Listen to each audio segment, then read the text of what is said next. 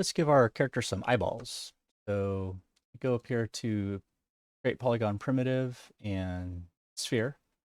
And for the sphere, let's leave it at 12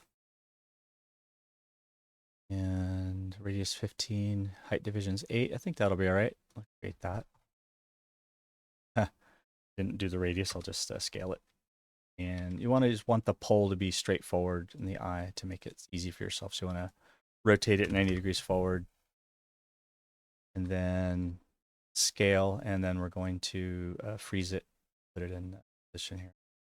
F on the keyboard. Have your reference up in front of you.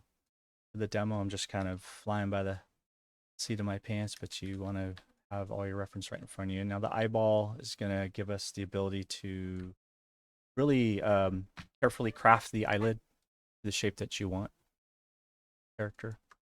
So, and go back and double check the size on this. And I tend to make my eyes a little bit too far apart on accident somehow. I kind of error I make when I'm doing my low poly cage. Something to be aware of. You want to keep the space and the size here. And you want to watch out for barrel distortion for the lens, for perspective, that you have the measurements pretty close to what you want. So that looks pretty good. No bigger or smaller than that. So if I go in here and isolate the selection over here, there we go, and go to object mode, DX, grab pivot, and freeze delete history, Control Shift D. Grab these two eyeballs and go back and combine them together. Good. Back over here, and you can go out of isolation mode now, and we can add those eyeballs to the head. But instead of doing that, I'm just going to leave them there. And I could do its own channel layer, so we'll go up here and grab the eyes, add selected object. I hit the wrong button there, so just eyeballs, low poly. Save that. Not a valid name. Oh, didn't like the dash. Likes the underscore. Yes, dash does something in code, so no special characters, no underscore. There we go. Okay, that should work pretty well. Now, the eyes, if we bring them in separately from the head, it just depends on where the pivot point is when we bring it into the sculpting application. But if I wanted to, we could make these a live surface and hook them up, but I'm just going to leave it for now. Go to the face here and go to vertex mode. Make sure that we're in the modeling toolkit with Object X on, and I'm going to grab the tear duct region here. This is where we got to be really careful. We're not making any more polygons, so I can just grab the polygons of the face here. I can grab these two, go to faces, grab all these faces right here. Like, yeah, it's going to hide it, darn. Play. Hide selection. There we go. Huh, that works. Under display and hide selection. Control H and Alt H will unhide. So these shortcut keys too, remember. So now we can go in here and really move these around. So I'm going to go first over here. Got our reference in front of us. Let's grab these pieces right here. We don't have to worry too much about grabbing stuff that's inside.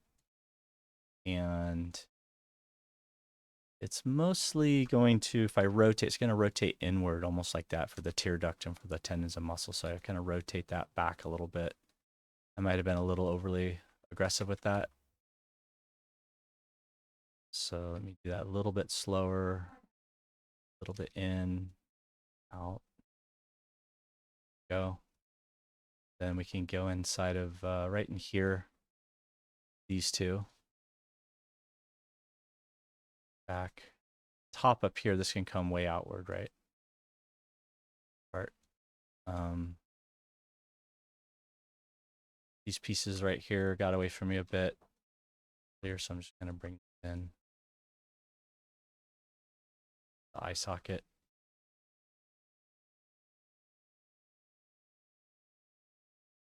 These ones for sure come down.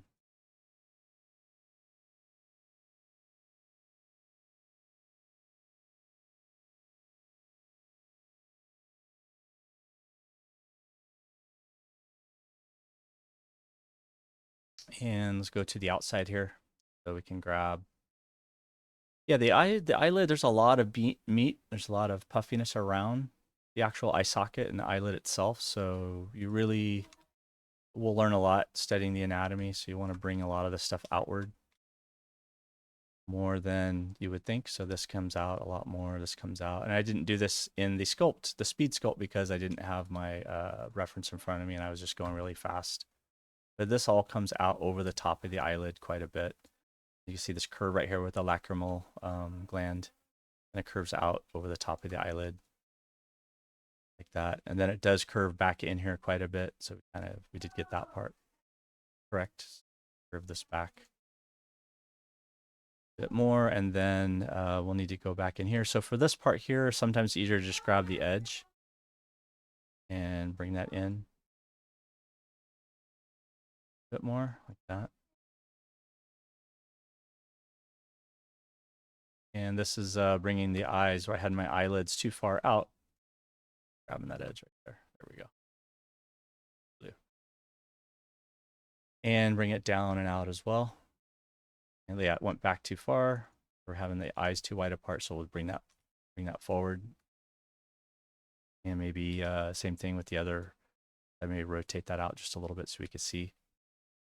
Then we'll go underneath here, and for some of these, go to X-ray mode, and we can grab the faces. Whoops, I did not want to grab the face of the eyeball, just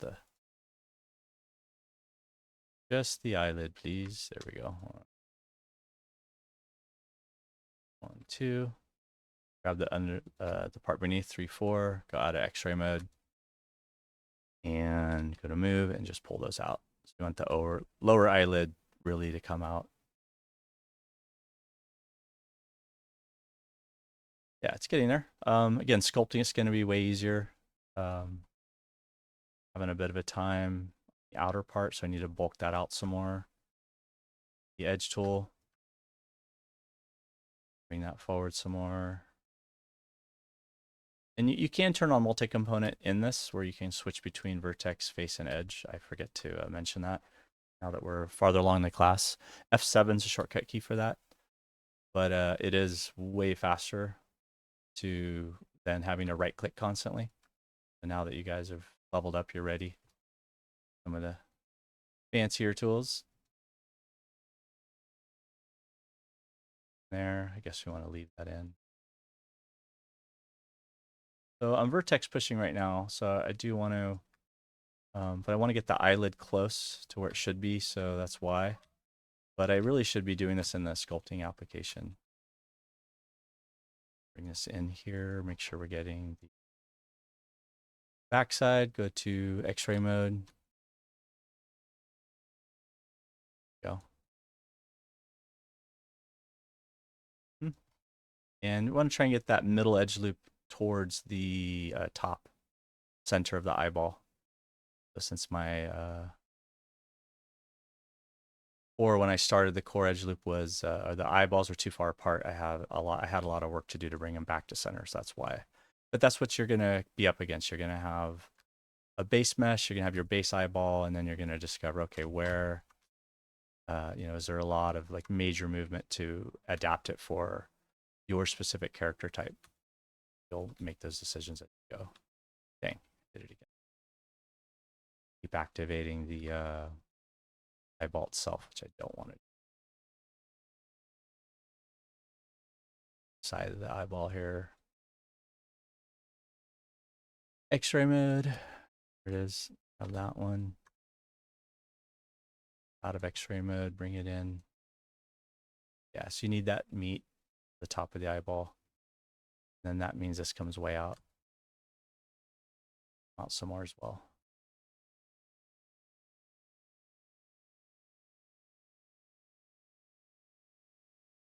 I'm getting the brow. I'm constantly moving that brow region out. Sure that it's the eye sockets there. And so that means we're getting closer. I can push this in and back some more right in here. So let's go ahead and do that. So I'll take this and bring it back. The first move I did on that tear duct was off. I was just didn't have it right. So I'm just gonna fix it now.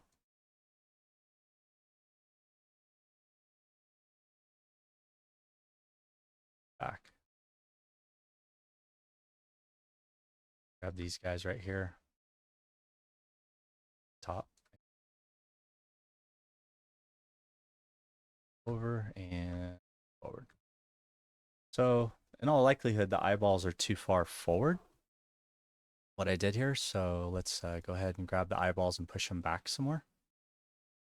That will let us set the eyeballs back in the eye socket somewhere. So now I can go in here to face mode and double click go around the edge loops here and push these back. And there we go. And that solved everything. So my eyeballs were bulging out of the head just a little bit. Now there are eyes like that for sure. But yeah, and the eyeballs themselves should be partially closed down a little bit. So you usually want them up a little. You want the lower part iris down here. So we'll just do that. Now we can bring that lower part, the outer part down a little bit like that. Bring this, get the arc going right here. And this part centered better right there. Bring in the tear duct as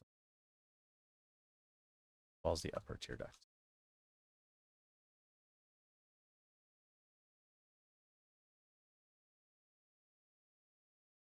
Yeah, a little bit better.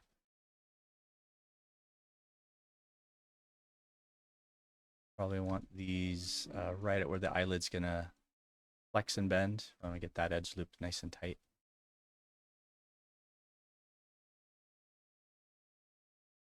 See, the top fold comes down lower than the bottom fold, so bring that one down.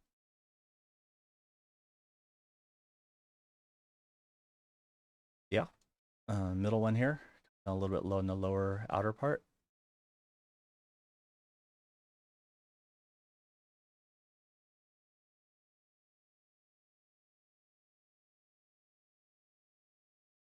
And so the rest of this I want to sculpt and see how that turns out. So we'll stop right there and combine these, or I could bring these in as separate objects and make sure Alt H,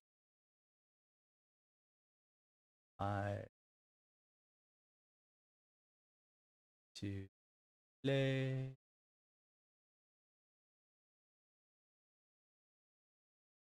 Hide. Oh, I did not see. Hide, unhide. So we want to get into the other one.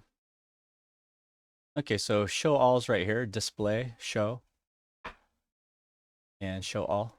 There, all components, Control Alt. Show last hidden, Shift H. So I forgot what it was, so I had to pause for a minute and find that. And remind myself where it was. So yeah, and then a lot of these edge loops can be adjusted now as you're going through. And yeah, we're good to go. I think we can bring this in and do a speed sculpt for the anatomy on there. I think I caved in a bit on accident, the temple region and some other bony protrusion areas. But all right, let's fix this up and keep going. See you in the last video to do the ears.